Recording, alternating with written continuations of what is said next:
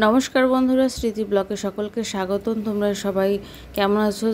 আমি তোমাদের আশীর্বাদ ঠাকুরের কৃপায় ভালো আছি। তো সকালবেলা উঠে কিন্তু মেজাজটা গেল খারাপ হয়ে, কারণ সকালবেলা ঘুম থেকে উঠে দেখি জল থাকবে না, তো তাড়াতাড়ি করে জল যতটুকু যা পারলাম একটু ভরে নিলাম।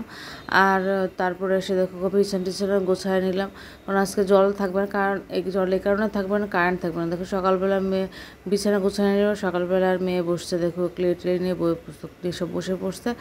বই আগে ক্লে নিয়েই ব্যস্ত, আর ওই ঘরের পরিষ্কার করতে হবে। তারপরে দেখো আমি স্নান করে আসলাম।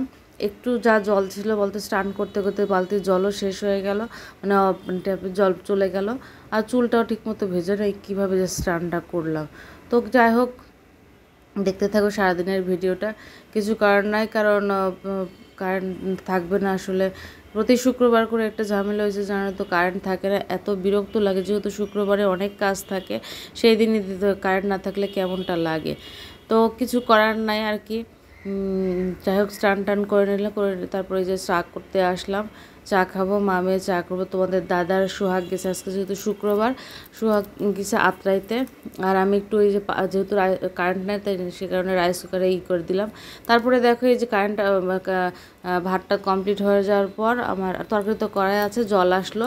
তারপর 1টা বাজে, সে সময় কারেন্ট আসছে।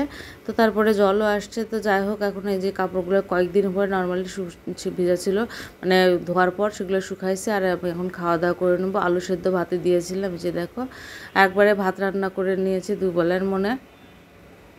আর রান্না করে ভাবছিলাম যে কারেন্ট আসবে কি না।